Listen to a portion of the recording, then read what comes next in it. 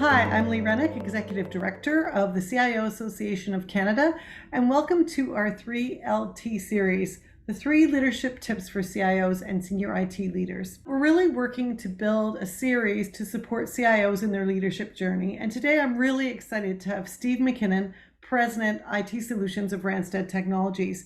Steve, perhaps you could introduce yourself and then talk a little bit about what's going on in technology right now around retention, acquisition of talent, the great resignation. There's so many things happening. So I'm really looking forward to digging into this interview and chatting with you about employment right now and retention. Thanks, Lee, and really glad to be here. And I'm back with CIO Association and really enjoying our partnership. So that's great. Randstad IT Solutions. So Randstad, as most people know, is a staffing company. A few years ago, about 4 years ago, we moved into the IT solution space.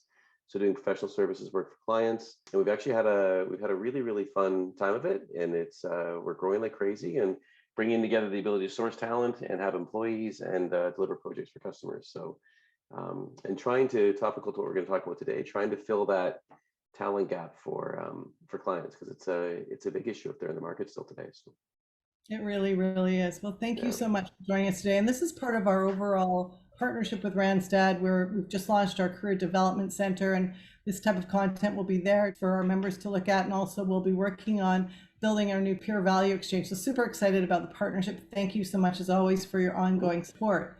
So I'm going to dive right into this. So my husband works for a tech company, and I hear it from other colleagues in the space and our members. So I'm thinking about the pressure right now on tech companies really to hire and then also retain staff. What are you finding as the driving force right now around both retention and hiring?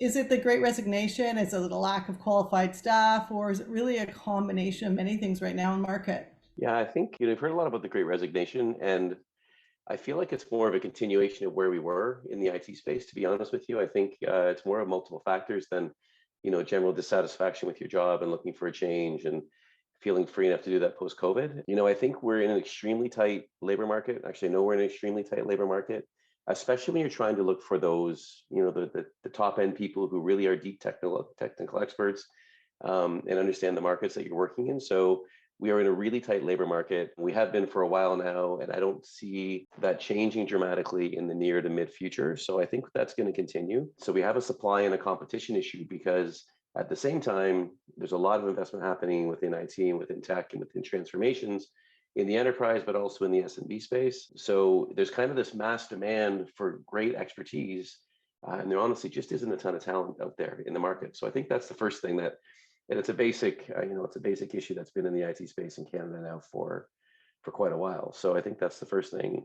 The second thing that has added to it, I think, right now is the nature of remote work. And it used to be that you would employ people that lived close to where you worked, right? Because you lived where you worked, and that was the nature of it. And I know our customers have found that location isn't really as relevant now, or even irrelevant at all, as long as you can communicate and you can be present at the right time during the day.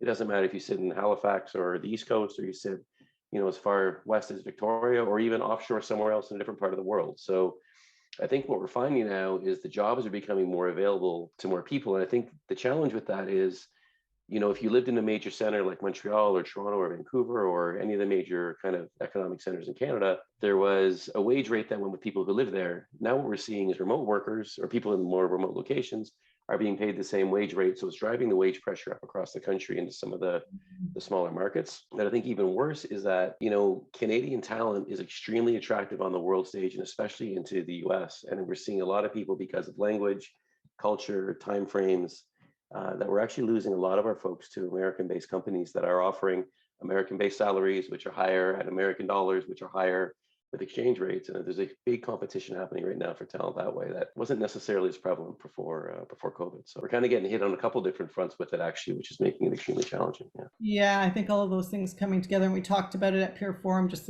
the salary bases and then all of that stuff. So, and I know that that puts a lot of pressure on people trying to build their teams. And actually, one of our members wrote to me, so I'll be talking to you about this, but wrote to me just saying, we need to do a national webinar on the pressure on the CIOs about, to build teams and the talent shortage. So, we're hearing that those are really big pressures. Are there specific things you're hearing around this? And are there things that tips you can provide to the CIO around building those teams, trying to attract talent. Like I know Randstad does a lot of work around corporate, your own corporate brand, your corporate culture, all of that stuff. So what are some of those elements around those pressures, and what are you hearing, and what's your response to all of that? So I think from a pressures perspective, Lee, there's a ton on IT leaders in the market today.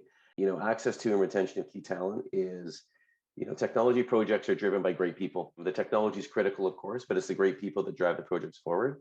So we just talked about it, but there's this general shortage of accessible and available and really, really strong talent. And I think that's manifesting in a few ways for pressures for the CIOs. We're trying to do new things and modernize and use new technology, but we don't have the skill base in our own teams and also externally to manage that. So there's a lot of pressure about keeping modern and keeping up to date, especially with end-of-life technology.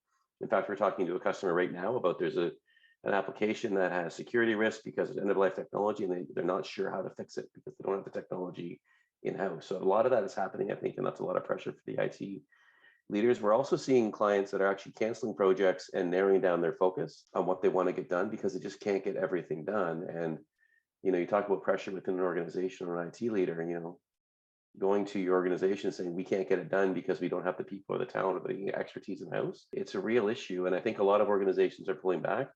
The other thing we are seeing as well in a lot of organizations is that, we talked a bit about salaries at the peer forum a little bit earlier, but salaries and rates on contracting are going through the roof.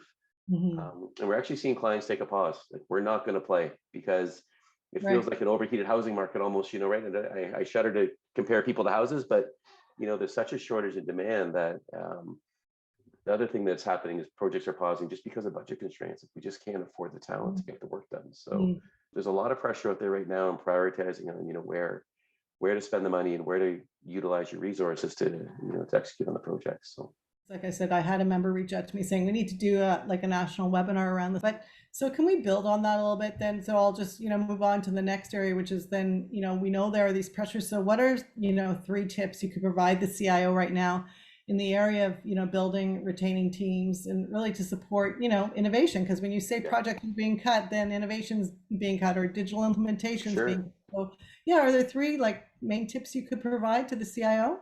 I don't know that we have any silver bullets or magic beans, to solve the problem, because it's real and I think it's structural. There are some things you can do, though.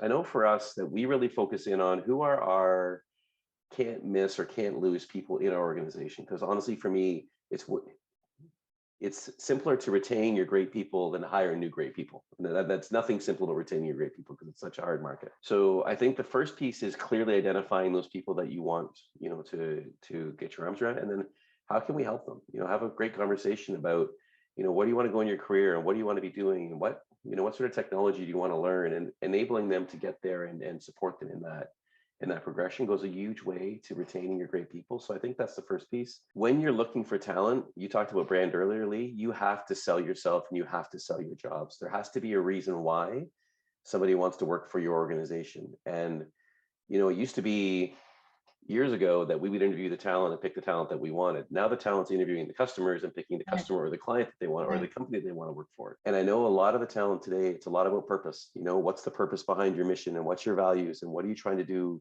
I think bringing that together and being very clear about what your value proposition to market is and what your value proposition to that talent is. And I think the third thing is talent is so scarce that there has to be a programmatic look to it. So, what is your strategy around talent? And is it retention? Is it engagement? Is it sourcing? Is it brand? Is it partnerships? And I think that it's no longer an aside that you need to backfill a role here and there. Your talent and your talent strategy, I think, needs to be prevalent and forefront in the CIO or the IT leader's organization. And if you can do those 3 things, like I said, it's not a magic bullet, but I think some simple things that you can do early on to help. So I really, really like that. I like the idea of making sure that, first of all, people feel, that they have value and that they're a big part of your organization, making sure your corporate culture, both internally and externally, is good. It's well branded, because sometimes it's branded externally and then internally people come in and it's a different thing. So I think really having that sense of that, and then the overall strategy is so important. I had a chat with Carolyn last week about diversity, equity, and inclusion. And, one of the things she said is embed it right across the whole corporate, the whole company. Part of your business plan is to make sure you're doing what you need to do to have diverse, equitable, inclusive, and accessible, For sure. areas for employees. So I think what you're saying is almost feels to me like the same thing. Make sure that that's embedded in your strategy right across the company so that you can really make sure that your organization has the opportunity to have great talent and retain it and grow your organization. Yeah. Well, this has been really fantastic. Thank you so much for joining me today. And we look forward to continuing the series and learning more about Randstad Solutions and how you can help our members build talent and retain talent. Thanks so much, Steve. Thanks for having me. It was a pleasure.